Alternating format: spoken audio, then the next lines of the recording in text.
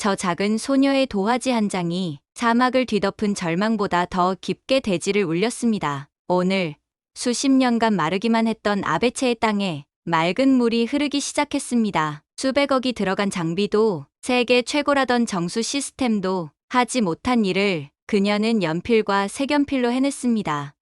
그날 전문가로 불리던 한 남자의 심장은 조용히 무너졌고 그는 깨달았습니다. 진짜 해답은 기술이 아니라 기억 속에서 꺼내온 지혜였다는 것을. 제 이름은 윌리엄 스미스. 지난 30년간 저는 아프리카의 사막부터 동남아의 밀림, 중남미의 오지까지 전 세계 물 부족 지역을 돌며 유엔과 세계은행, 유니세프 등에서 수십억 달러 규모의 프로젝트를 이끌어온 수자원 전문가였습니다. 제 손에는 언제나 최신 정수 시스템 설계 도면이 들려 있었고 제 보고서는 늘 회의장에서 가장 먼저 검토되는 자료였습니다. 그래서 저는 믿고 있었습니다. 물이 없는 땅에 물을 흐르게 할 수 있는 건 자본과 기술 그리고 나 같은 전문가뿐이라고 말입니다. 그런데 지금 저는 차드 공화국의 동쪽 끝자락 사하라 남단에 위치한 아베체라는 작은 마을의 텐트 안에 앉아 그것도 아주 익숙한 패턴이 또 하나의 실패 보고서를 작성하고 있습니다. 이곳은 지구상에서 가장 메마른 땅 중 하나입니다. 태양이 내려찍는 대지 위로는 끝없이 이어지는 모래바람과 쩍쩍 갈라진 흙바닥뿐이었고 그 위에는 매일 아침 물을 찾아 떠나는 아이들의 발자국이 찍혀 있었습니다. 가장 가까운 우물까지는 걸어서 3시간. 그나마도 흙탕물에 불과했습니다. 12살 아미나는 20리터짜리 물통을 머리에 이고 비틀거리며 걷고 있었고 7살 무함마드는 오염된 물로 인해 고열에 시달리고 있었습니다. 그의 어머니는 아이의 이마를 짚으며 울고 있었습니다. 병원은 너무 멀었고 깨끗한 물은 더더욱 손에 닿지 않았습니다. 그날 그 모습을 지켜보며 저는 스스로에게 조용히 말했습니다. 또 실패했군. 불과 2달 전 2천만 달러를 들여 완공한 대규모 급수시설이 벌써 고장 나 있었습니다. 사막의 모래바람은 최첨단 설비를 견디지 못했고 이 마을에는 유지 보수를 할 기술자도 부품도 자금도 없었습니다. 그런데 이런 일은 처음이 아닙니다. 제가 지난 10년간 관여했던 프로젝트만 해도 20개가 넘습니다. 그러나 지금까지 제대로 작동 중인 것은 하나도 없습니다. 저는 스스로를 물 문제의 전문가라고 자부했지만 이제는 그 말이 부끄럽게 느껴지기 시작했습니다.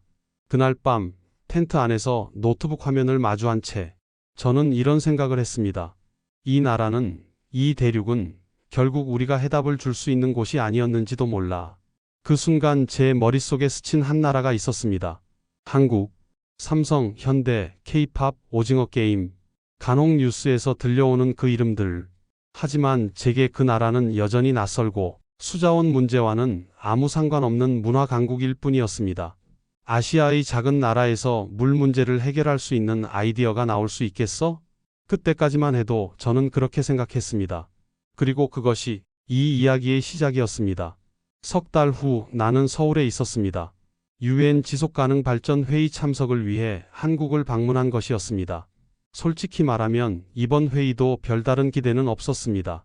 수많은 보고서와 발표가 오갔지만 정작 현장에서는 아무것도 바뀌지 않는다는 것을 너무나 잘 알고 있었기 때문입니다. 회의가 끝난 후 나는 호텔 방에서 각국에서 제출한 자료들을 정리하고 있었습니다. 그런데 그 중에서 눈에 띄는 것이 하나 있었습니다.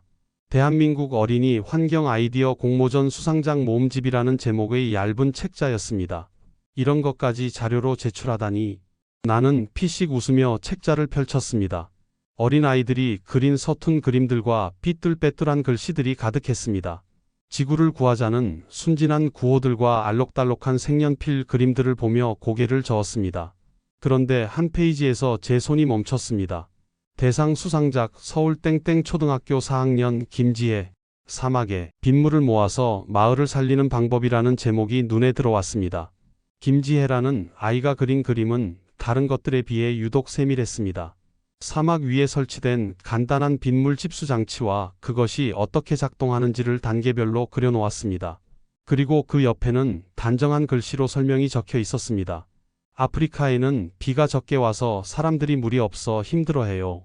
하지만 비가 아예 안 오는 건 아니에요. 1년에 몇 번은 비가 와요. 그 비를 모두 모으면 사람들이 마실 수 있어요. 박물관에서 봤어요. 옛날 할머니가 마당에 빗물을 받아서 쓰는 것처럼요.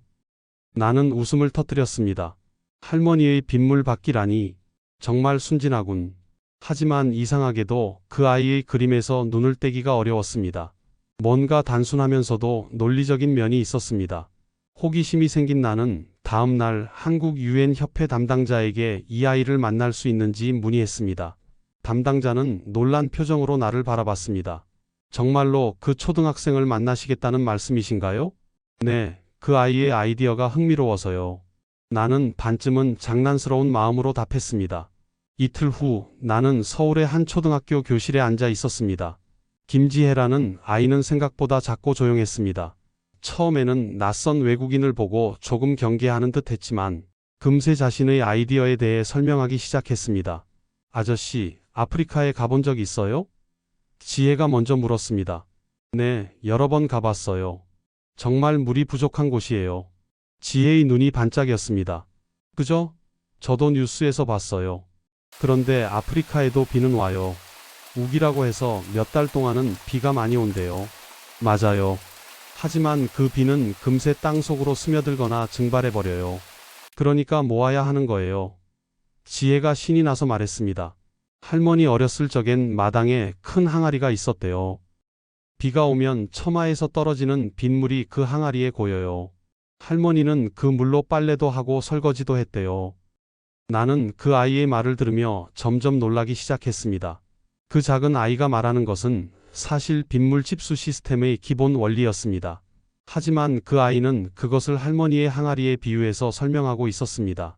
그런데 아프리카 사막에는 할머니 집 같은 처마가 없잖아요? 내가 물었습니다. 지혜는 잠시 생각하더니 말했습니다. 그럼 만들면 되잖아요. 큰 천을 비스듬히 걸어놓고 거기에 떨어지는 빗물을 받는 거예요. 그리고 그 밑에 큰 통을 놓으면 돼요. 그 순간 나는 말문이 막혔습니다. 그 아이의 눈은 흔들림 없이 나를 응시했습니다. 마치 내가 평생을 연구해온 물에 대해 아무것도 모른다는 듯이 말입니다. 지혜의 담임 선생님인 김미영 선생님과 따로 이야기할 기회가 있었습니다.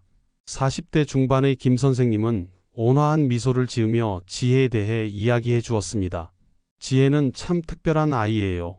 할머니와 함께 살면서 옛날 방식들을 많이 배웠거든요. 빗물 받기, 김치 담그기, 된장 만들기, 이런 것들을 자연스럽게 접하면서 자랐어요. 김 선생님의 설명을 들으며 나는 한국이라는 나라에 대해 새로운 면을 발견하게 되었습니다. 선생님은 마치 동화 속 이야기를 하듯 한국인들이 어떻게 맨손으로 황무지를 일구고 댐을 만들었는지 설명했습니다.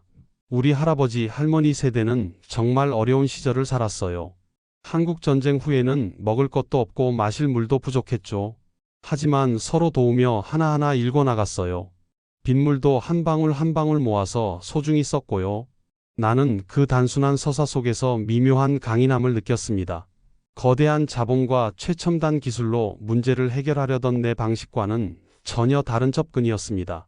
지혜의 아이디어는 단순히 기술적인 것이 아니에요. 우리 조상들의 지혜와 공동체 정신이 담겨 있는 거죠. 김 선생님이 덧붙였습니다. 그날 밤 호텔 방에서 나는 깊은 고민에 빠졌습니다. 한 초등학생의 아이디어를 정말로 아프리카 현장에 적용해 볼 것인가?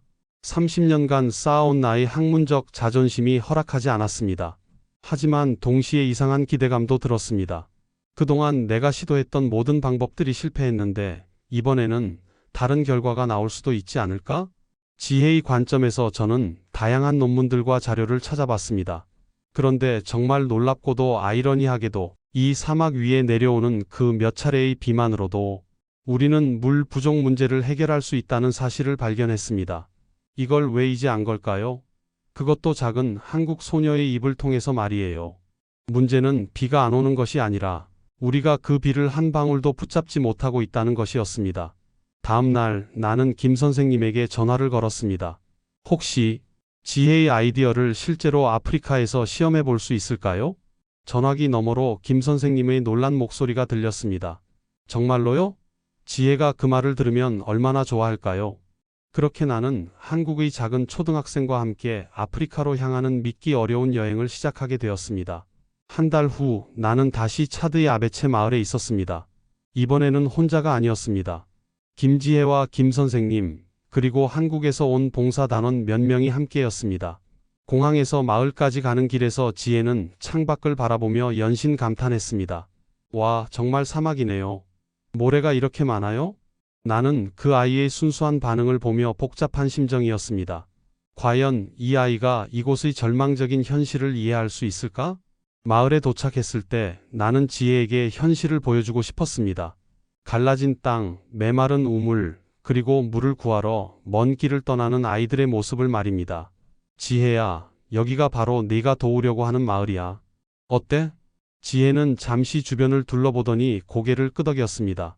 생각보다 더 심각하네요. 그런데 아저씨, 여기 지붕 있는 집들 보이죠? 나는 지혜가 가리키는 방향을 봤습니다. 몇 채의 초라한 흙집들이 있었습니다. 응, 있네. 그럼 빗물을 모을 수 있어요.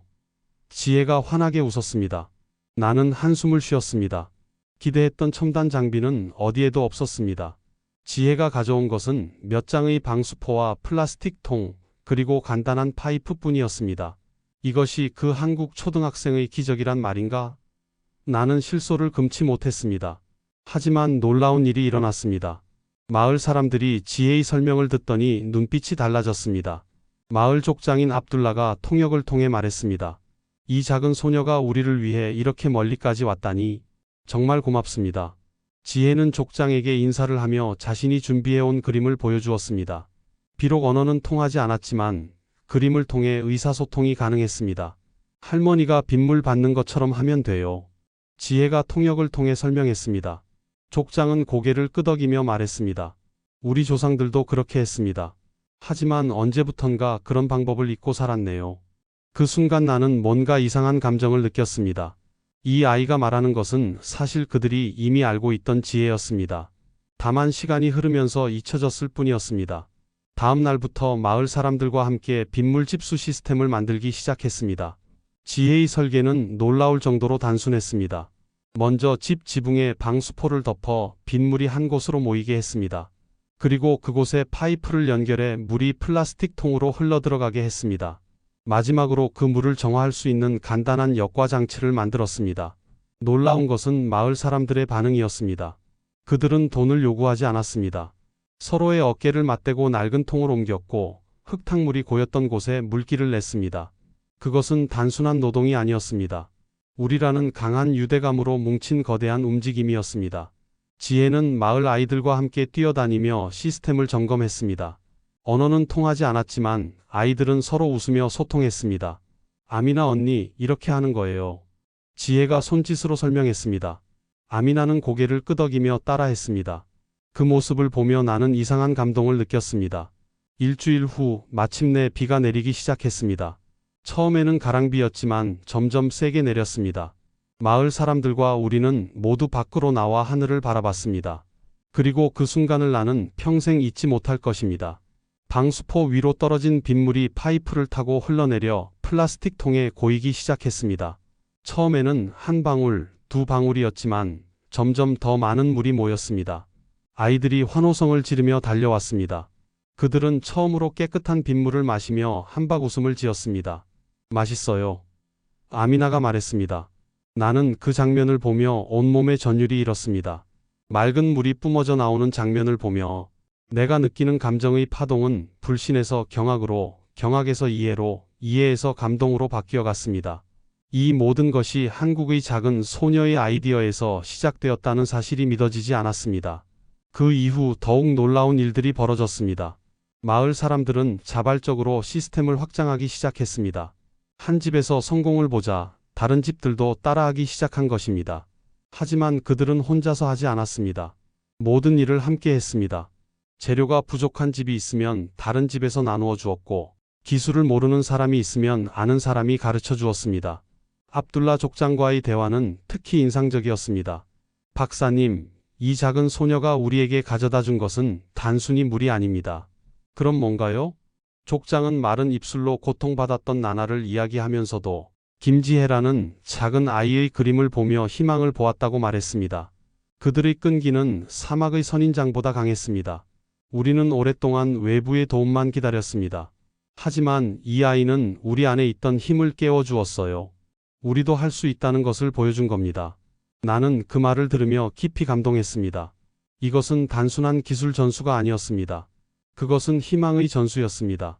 며칠 더 머무르면서 나는 이 프로젝트의 진짜 비밀을 깨닫기 시작했습니다. 그것은 기술이 아니라 마음가짐이었습니다. 지혜와 함께 온 김 선생님이 마을 사람들과 이야기하는 모습을 보며 나는 한국인의 특별함을 발견했습니다. 그들은 결코 위에서 아래로 가르치려 하지 않았습니다. 오히려 마을 사람들의 이야기를 먼저 들었고 그들의 지혜를 존중했습니다. 우리는 서로 배우는 관계예요. 김 선생님이 말했습니다. 지혜도 이곳에서 많은 것을 배우고 있어요. 실제로 지혜는 마을 아이들에게서 사막에서 살아가는 지혜를 배우고 있었습니다. 그리고 그 과정에서 자신의 아이디어를 더욱 발전시켜 나갔습니다. 나는 평생을 복잡한 방정식과 첨단 장비 속에서 답을 찾아 헤맸습니다.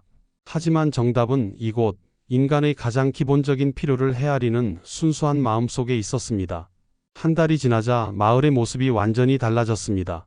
처음에는 몇 개의 집에서만 시작된 빗물 집수 시스템이 이제는 마을 전체로 확산되었습니다. 더욱 놀라운 것은 마을 사람들이 스스로 시스템을 개선해 나가고 있다는 점이었습니다. 젊은 남성 이브라힘은 지혜의 아이디어를 바탕으로 더 큰 집수 면적을 만들어냈습니다. 여러 집의 지붕을 연결해서 빗물을 한 곳으로 모으는 방법을 고안한 것입니다. 이렇게 하면 더 많은 물을 모을 수 있어요. 이브라힘이 자랑스럽게 설명했습니다. 노인 여성 마리암은 빗물을 더 오래 보관할 수 있는 방법을 찾아냈습니다. 항아리를 땅 속에 묻어서 온도를 낮추고 위에 천을 덮어서 증발을 막는 것이었습니다. 우리 할머니가 그렇게 하셨어요. 마리암이 웃으며 말했습니다. 나는 이 모습을 보며 전율했습니다. 이것은 단순한 기술의 이전이 아니었습니다. 그것은 지혜와 지혜가 만나 새로운 창조를 이루어내는 순간이었습니다.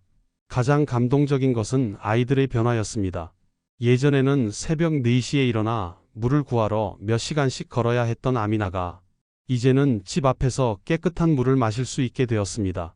이제 학교에 늦지 않아요. 아미나가 환하게 웃었습니다. 무함마드의 열병도 깨끗한 물을 마시기 시작하면서 점차 나아졌습니다. 파티마는 눈물을 흘리며 지혜에게 고마움을 표했습니다. 당신 덕분에 제 아들이 살았어요. 지혜는 부끄러워하며 고개를 숙였습니다. 저는 아무것도 안 했어요.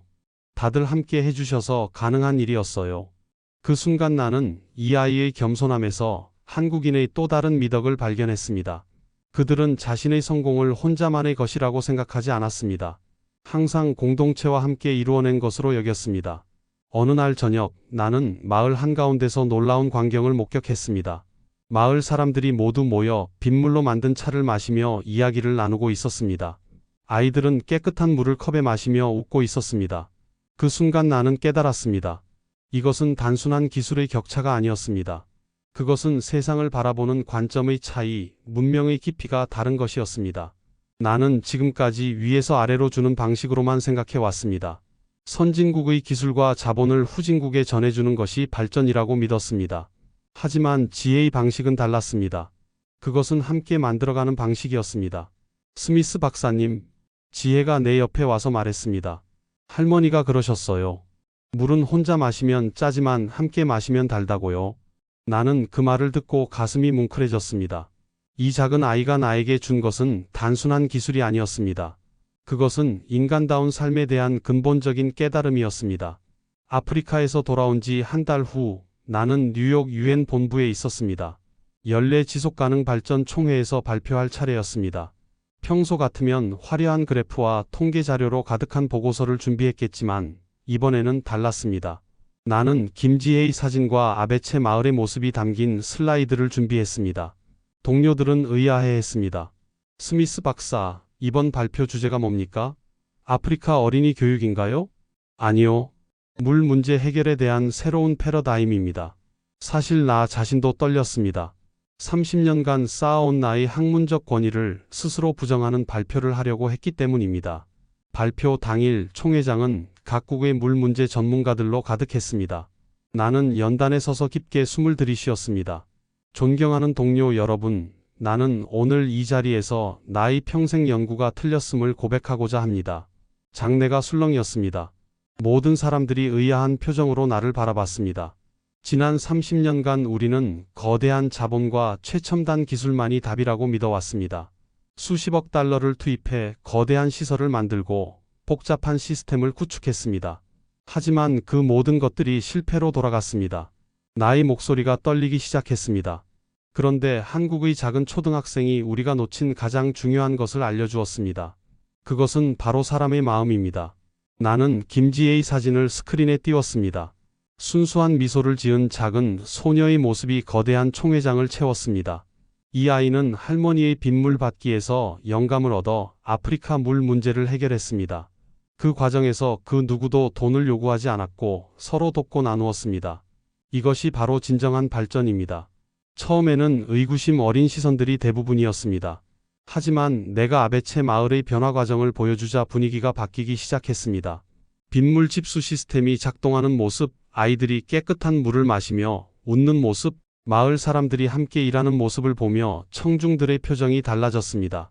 프랑스 대표단의 피에르 디부아 박사가 일어나서 말했습니다. 스미스 박사, 그것은 일시적인 현상일 뿐입니다. 복잡한 시스템 없이는 지속 가능성을 보장할 수 없어요. 나는 차분하게 대답했습니다. 디부아 박사님, 지속 가능성의 핵심은 기술이 아니라 사람입니다. 주민들이 스스로 이해하고 운영할 수 있는 시스템이야말로 진정으로 지속 가능한 것입니다. 그 순간 장내에서 박수가 터져 나왔습니다. 처음에는 몇 명이었지만 점점 더 많은 사람들이 박수를 치기 시작했습니다. 발표가 끝난 후 많은 사람들이 나에게 다가왔습니다. 그 중에서도 가장 감동적이었던 것은 아프리카 대표단의 반응이었습니다. 케냐 대표 은코모 박사가 말했습니다. 스미스 박사님, 당신이 오늘 한 말이 바로 우리가 그동안 느껴온 것입니다. 우리에게 필요한 것은 복잡한 기계가 아니라 존중과 협력이었습니다. 탄자니아 대표도 고개를 끄덕이며 덧붙였습니다. 그 한국 소녀가 우리 조상들의 지혜를 되살려준 것 같습니다. 우리도 예전에는 빗물을 모아 썼거든요. 그 순간 나는 깨달았습니다. 지혜가 한 일은 새로운 것을 만든 게 아니라 잊혀진 지혜를 되살린 것이었습니다. 거대한 자본을 앞세웠던 서구의 기업들은 자신들의 방식이 얼마나 시대에 뒤떨어진 것이었는지를 깨달았습니다. 그들은 앞다투어 한국의 사례를 벤치마킹하려고 했습니다. 나는 한국을 단순히 기술 강국이 아닌 인류의 내일을 위한 희망과 영감을 수출하는 위대한 나라로 재평가하게 되었습니다. 한국인의 정신적인 가치가 인류의 난제를 해결하는 데 핵심적인 역할을 했음을 확신했습니다. 그들의 공동체 의식, 상생의 철학, 그리고 어려움을 함께 극복해온 역사적 경험이 오늘날 전 세계가 필요로 하는 해답이었습니다. 한국은 이제 더 이상 반도체나 K-팝으로만 기억되지 않을 것입니다. 그들은 인류의 가장 근원적인 문제를 해결하는 데 있어 정신적인 가치의 원조국이 된 것입니다. 1년이 지난 후 나는 다시 아베체 마을을 찾았습니다. 이번에는 혼자였습니다. 김지혜는 한국에서 중학생이 되어 새로운 공부에 열중하고 있었지만 여전히 아프리카 친구들과 편지를 주고받고 있었습니다. 마을의 변화는 상상을 초월했습니다. 아이들은 더 이상 물을 구하러 먼 길을 떠나지 않아도 되었습니다. 그 시간에 학교에 가서 공부를 했고 친구들과 뛰어놀았습니다.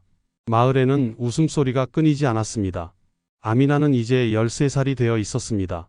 예전에 물통을 머리에 이고 비틀거리던 작은 소녀는 이제 당당한 모습으로 나를 맞았습니다. 스미스 아저씨, 정말 오셨네요. 아미나는 유창한 영어로 나에게 인사했습니다. 물을 구하러 다니던 시간에 학교에서 공부한 덕분이었습니다. 지혜 언니는 어떻게 지내요? 아미나가 물었습니다. 아주 잘 지내고 있어. 너희들을 자주 생각한다고 하더구나. 아미나는 환하게 웃으며 말했습니다. 저도 지혜 언니처럼 다른 사람들을 도울 수 있는 사람이 되고 싶어요. 커서 엔지니어가 되어서 물 문제를 해결하는 일을 하고 싶어요. 그 말을 들으며 나는 가슴이 뭉클해졌습니다. 지혜의 작은 씨앗이 이제 새로운 꿈을 키우고 있었습니다. 압둘라 족장은 이제 70이 다 되어가는 나이였지만 눈빛만은 여전히 생생했습니다. 박사님, 그 한국 소녀가 우리에게 준 것은 희망입니다. 우리도 할 수 있다는 자신감을 주었어요. 이제 우리 마을 사람들은 무엇이든 함께하면 해결할 수 있다고 믿습니다. 족장의 말을 들으며 나는 다시 한번 깨달았습니다. 진정한 발전이란 무엇인지를 말입니다. 아베체 마을의 성공 소식은 주변 마을들로 빠르게 퍼져나갔습니다. 이웃 마을 사람들이 찾아와 시스템을 배워갔고 그들도 자신만의 방식으로 발전시켜 나갔습니다. 이것이 바로 대한민국이 세계에 전하는 진정한 메시지입니다. 거대한 자본이나 최첨단 기술이 아닌 사람을 향한 따뜻한 마음과 함께 극복해 나가는 공동체 정신으로 인류의 난제를 해결해 나가는 것. 그것이 우리가 세상에 보여줄 수 있는 가장 아름다운 모습이 아닐까 싶습니다.